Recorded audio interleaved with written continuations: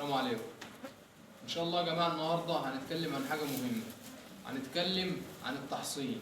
كنا احنا عملنا كده قبل كده فيديو عن تحصين الجلد العقدي، وكنا عملنا عن تحصين كذا حاجه. فالنهارده ان شاء الله معانا تحصين مهم، معانا التحصين الجديد. طبعا كلنا سمعنا عن المرض الجديد او العتره الجديده اللي طالعه من الحمى الكلاعيه. يعني هي حمى بس عتره جديده، حاجه جديده منه. طبعا تشكر للوحدات البيطريه وتحسب حاجه لمصر اللي هي قدرت تكتشفها في الاول قبل ما تخش وتبوظ الدنيا وتدمر الدنيا زي في 2012. فانت لو عايز تعرف هتتحصن ازاي، لو عايز تعرف سعرها كام، لو عايز تعرف العجل بياخد ايه، لو عايز تعرف تحصنها امتى وما تحصنهاش امتى، دي كلها ان شاء الله حاجات هنجاوب عليها في قلب الفيديو من ارض الواقع. وان شاء الله هندي معاكم العجول عملي زي ما تعودنا، كل حاجه بنعملها عملي. في الاول ما تنساش تصلي على حبيبك النبي صلى الله عليه وسلم، وتشترك في القناه وتدعمنا بلايك. خلينا في الاول كده، لو انت ما حصنتش الحمى الكلاعيه اللي هي القديمه اللي احنا متعودين عليها، وجه عليك طبعا العتره الجديده اللي هي سات واحد دي، احصن النهين الاول ولا اشتغل النهين الاول؟ ده سؤال طبعا ممكن اي حد يساله. انا رايي اللي انا اقول لك اللي انت تشتغل بالعتره الجديده الاول. ليه؟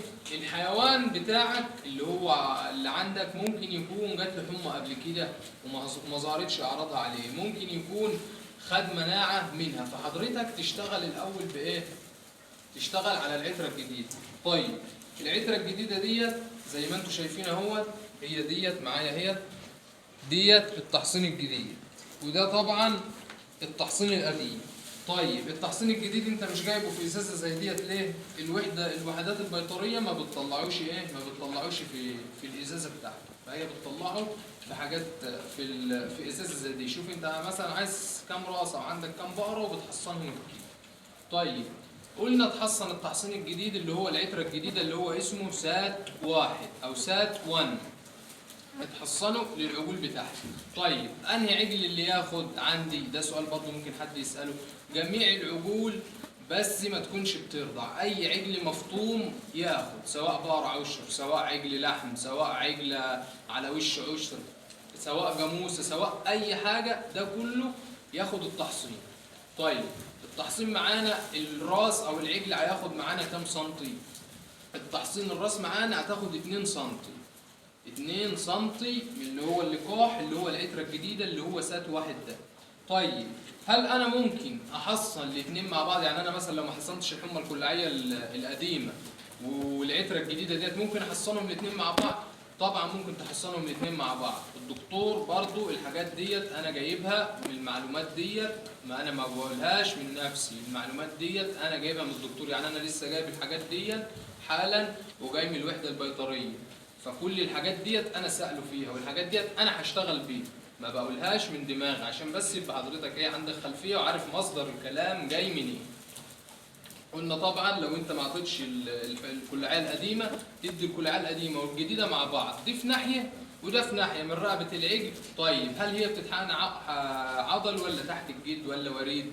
الحمى بتتاخد تحت الجلد، لقاح الحمى او اي لقاح بيتاخد تحت الجلد، سواء ايفوماك، سواء جلد عقدي، سواء كلاعيه، سواء سات واحد، الحاجات دي كلها بتتاخد تحت الجلد. طيب السعر معانا ايه؟ السعر معانا السنتي، الكلام ده في الوحده البيطريه، انا ماليش دعوه بالخاص او المستورد، انا بكلمك على اللي انا بجيب منه من الوحده البيطريه. السنتي عامل 15 جنيه، يعني البقره او العجل بياخد 2 سنتي ب 30 جنيه. طب انا عايز بقى اسال حضرتك سؤال، ال 30 جنيه فلوس عشان خاطر العجل بتاعك ولا البقره بتاعتك ولا الجاموسه بتاعتك تعيا منك ويجيلها سخونيه ولسانها يبوظ ولسانها يورم ورجلها تورم وتقعد لا مؤاخذه تريل وتقعد الحمى تعلى عليها؟ هل ال 30 جنيه فلوس عشان خاطر حضرتك تكسل عنهم ولا تستخسر عنهم؟ انا عارف الناس ما بتبصش للفلوس، بس الناس بتكسل.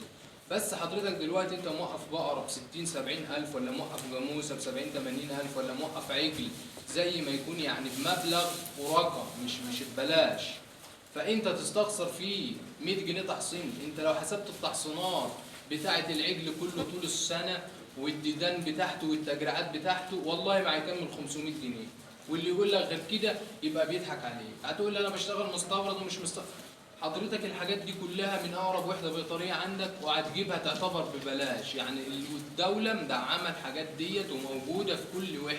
حضرتك تروح تجيبها وحضرتك تعملها، مش ما تستخسرش وما تستكسبش. انت دلوقتي لو بقرة عيت عندك ولا جاموسة عاية عندك ايه اللي هيحصل؟ شوف الدكتور هيجي ياخد كام، وشوف حضرتك هتبقى عايل الهم كام، وشوف اهل بيتك هيبقوا عاملين ازاي. اصل انا ما احنا جربنا كلنا الحاجات ديت وعملنا كلنا الحاجات. انت لما يبقى عندك حاجه انت كراجل بتستحمل، لكن شوف بقى والدتك ولو زوجتك ولا حاجه تبقى الدنيا وحشه لو عرفوا طبعا ان انت عندك حاجه عيانه ولا حاجه ايه ولا حاجه كده.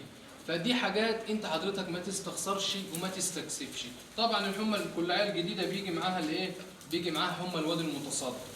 حمى الواد المتصدع اللي هو ده. يعني احنا كده ان شاء الله معانا 3 تحصينات. 3 تحصينات يعتبروا في تحصين واحد. ده تحصين الحمى الكلاعيه اللي هو المعتاد اللي الناس كلها بتحصنه، اللي هو كل 4 شهور يتاخد. ده طبعا تحصين الواد المتصدع بيجي مع الحمى الكلاعيه ديت اهو. وده طبعا التحصين اللي هو ايه؟ اللي هو سات واحد، التحصين القديم.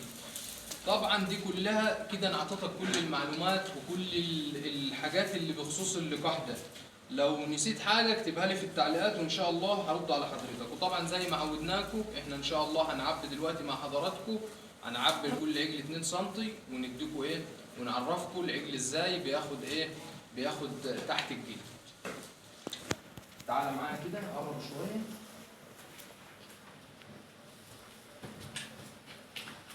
دي طبعا يا جماعه السرنجه هي برضو دي حاجه نسيت اقول لكم عليها. السرنجه ديت لازم تكون متعقمه، يعني انا بره معقمها ومنضفها. وهنا برضو الميه دي طبعا حاجه برضو مهمه نسيت اللي انا اقول عليها. التحصين لازم يتحفظ في درجه من 4 مئويه ل 8 مئويه. اي تحصين ما ينفعش حضرتك تيجي تمسك التحصين في ايدك كده وتقعد تحصل لي في البهايم نص ساعه ولا ساعه ولا ربع ساعه. التحصين زي ما انتم شايفين دي ازازه معروطه اهيت وانا حاطط فيها تلج وحاطط فيها ميه. طول ما انت شغال خد وحط، لان اللقاح بيفسد واللقاح بيبوظ يا جماعه. عشان خاطر بس تبقى فاهم، الدكتور ما يجيلكش ويمسك الحاجه في ايده ويقعد يحصن ويلف ويتكلم في التليفون ويعمل طبعا هو فاهم الدكتور كل حاجه، بس ممكن يكون ايه يكسل يعمل. احنا عايزين نعمل الحاجه تجيب نتيجه، ما نعملش الحاجه وخلاص. يعني انا هعمل الحاجه يبقى انا ايه، يبقى انا عملت اللي عليا. سواء بقى العجل جاله بعد كده ما جالوش يبقى انا عملت اللي عليا. طب هل العجل ممكن يجي له بعد ما حصنه؟ طبعا العجل ممكن يجي له، لان العجل اللقاح ده بياخد حوالي 21 يوم قبل ما يكون الاجسام المضاده والمناعيه وده كله يشتغل معاه. فمش اول ما دي ممكن العجل لو مصاب الاعراض تظهر عليه. فطبعا انت التغذيه السليمه والاملاح بتاعتك وده كله بيخلي العجل بتاعتك مناعته عاليه، بجانب طبعا التحصينات. دي كلها حاجات لازم حضرتك تبقى واخد منها. قلنا يا جماعه السن ده بجنيه. السن اللي انت شايفه ده يعتبر بجنيه. خليك يا عم انا مش هقول لك ادي كل عجل بسن واحد، على الاقل خالص ادي كل عجلين بسن، ادي كل 3 عجول بسن وارمي السن، عشان خاطر لو لا قدر الله في عدوى هنا في عدوى هنا ما تتنقلش للعجل الثاني. دي كلها حاجات لازم تاخد بالك منها وحاجات لازم حضرتك تعرفها. انا مش عايز اطول الفيديو، بس دي كلها حاجات يعني انا بقولها ما فيش وقت اقصر من كده اللي انا اعرف اقولها. ده كله حاجات اهو. طيب احنا مع بعض ان شاء الله اهو هنعبي. ده طبعا اللقاح اللي هو الجديد اهو. قلنا العجل هياخد كام سنتي؟ قلنا العجل هياخد منه ايه؟ هياخد منه 2 سم. زي ما عودناكم يا جماعه انا بحب اعمل كل حاجه عملي عشان خاطر محدش يقول لي طب انت مش عارف ايه، طب انت مش عارف ايه، طب انا عملت وما عملتش.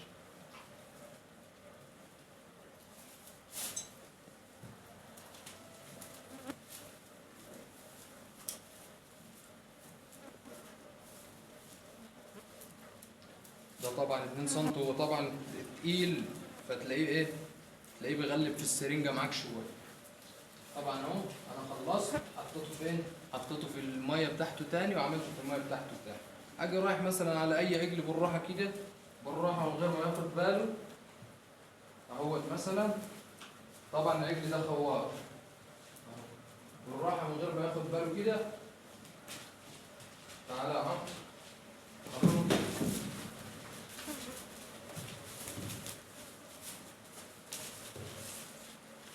لحد طبعا الصغير ده اهو. ده طبعا كده العجل خد التحصين معانا اهوت بكل سهوله ويسر، وزي ما عرفناكم وعودناكم اهو. طبعا التحصين الباقي انا هديه عشان خاطر الراجل يمسك معاه العجول وكده، ودي حاجه ما تبخلش عليها ولا تعمل على العجوله. والله يصلح حالنا وحالكم وحال كل الناس، وبالتوفيق للجميع ان شاء الله. السلام عليكم.